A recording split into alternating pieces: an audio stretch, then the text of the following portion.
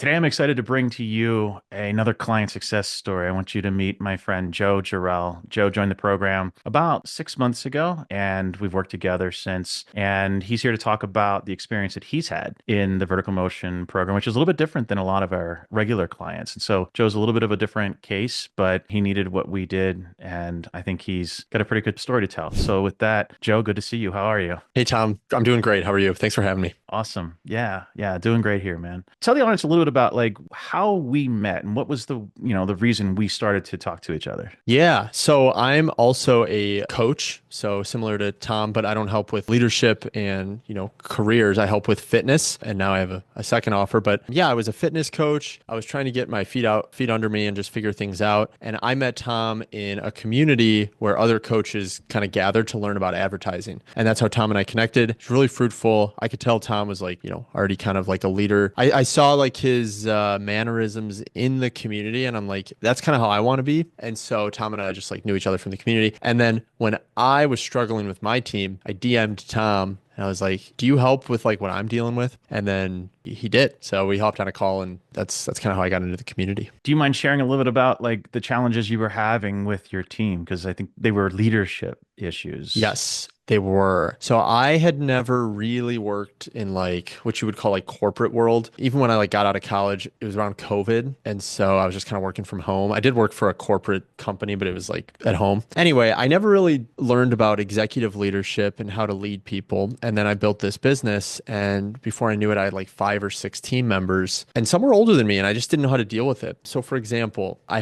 do a Christian coaching service. And so I had a priest on my team, and I just didn't know how to deal with that. Aren't those people supposed to be like in charge of me? It was very uncomfortable. I knew really nothing about leadership. And then when he wouldn't do what I wanted, I got really mad and I would get like emotional. And so I just didn't know what I was doing. And then I think the other thing was I didn't know how to like motivate my team to like do what I want. I saw everything, but like, why don't they see everything? Those were probably my biggest struggles. Yeah, yeah. I remember the conversations we had very early on. What would you say was the part of the time working together that the one thing that you could point to, like that really changed how I think about things? That really gave me a different perspective and opened your eyes and mind to a different mindset. Yeah, I'm probably our foundations call. I think that's what it's called, where you and I kind of chat. Tom has you do all sorts of assessments, and then you have a conversation about what that entails for your leadership capabilities. And we found out pretty quickly, according to Tom, that my issue was empathy. I didn't really care about other people's feelings, which is true. It was true. I didn't care at all. And that's crazy to say, but once I brought myself to that, I was able to start changing. And the way I'm very focused on my goals,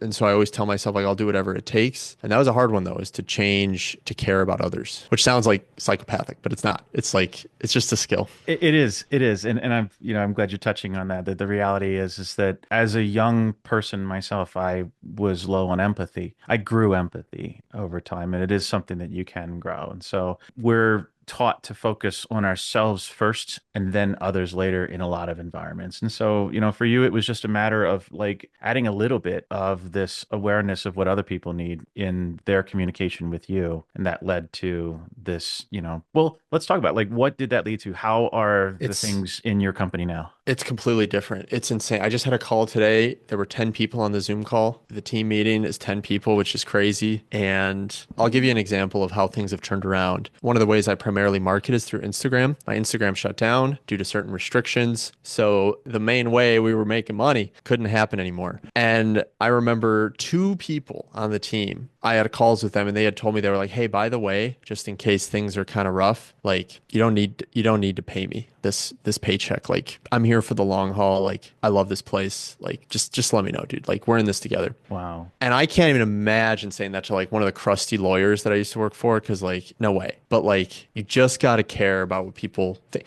I think I had it explained, and Tom talks about this, how it's like you need to know what they want, what their vision is, and then you need to make sure you're helping them get there, and then they love you. Yeah, yeah. It's amazing that the transformation that you've had has led to a business where people are leaning in even in times of uncertainty. And Yeah. the leader you are today it's really impressive to watch. And I've loved watching your transformation, the message that you carry and the audiences that you want to make better versions of themselves and bring them into the fly. It's gorgeous. And, now you have the tools that you need to actually empower the team around you to do it so that you don't have to do it all by yourself. Yes. And I think like that's kind of the culture inside of vertical motion too, is people will reach out to me just to say hi, just to be genuine, just to help, just to be empathetic. One time I had a call, said something, and then someone after was just like empathizing with me after the call. It's like they didn't have to do that. They're not trying to get a lead for a business or make a network connection. It's just genuine. So that's a big thing with vertical motion is you see some pretty genuine people, which softens your heart, so to speak, in a leadership sense. Yeah, we like to say we're the kindest corner on the internet. Yeah, nice. Yeah.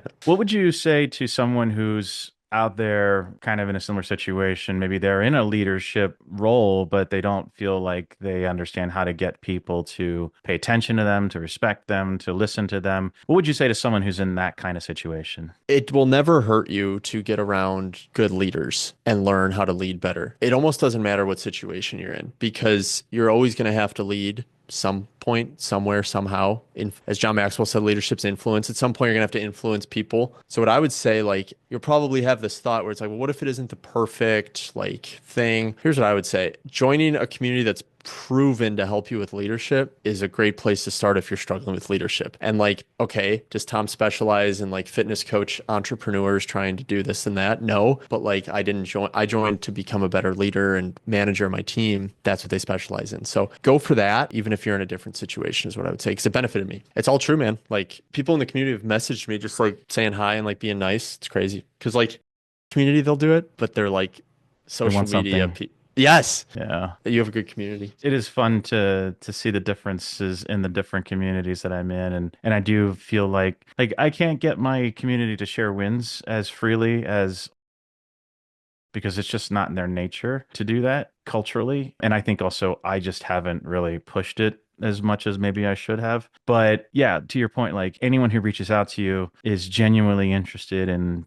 just a new relationship, a new connection, and understanding who you are and what you're about. Yeah, that's like my focus now. Now that I kind of got the empathy, I mean, I still have more work to do, but is networking is like, because now it's not about if you're empathetic, you actually care about people, you want to build relationships with them. So I'm trying to build like a network now. Yeah, You have matured 10 years in the 6 months that we've worked together. You dude, definitely have. It makes me feel like, anyway, I'm thank just you like very much. really impressed. I'm proud and I'm glad to know you, man. Yeah, dude, mostly because of you, man. It's like that. I was so emotional on that call. I was so mad at you too. I was like, fuck this guy, if I'm being honest, because it's like, who wants to hear that you're not emotion or empathetic? But dude, I swore to myself I was going to change that. So it's because of you, man. So thank you. Amazing, amazing. Joe, I want to say thank you for your time. I've really enjoyed working with you. I'm excited to continue to work with you in lots of ways going forward. Would you be willing to share your social so someone has questions they could reach out to you? Yeah, definitely. So I'm mostly on Instagram. My handle is Joe Jarrell, Jarrell, fitness coach. You'll see me blue background. And then I'm also on YouTube. Yeah, that's mostly where I am. Same name. Awesome, Joe. Well, thanks so much, and we'll do this again soon. Cool. All right. Thanks so much, Tom.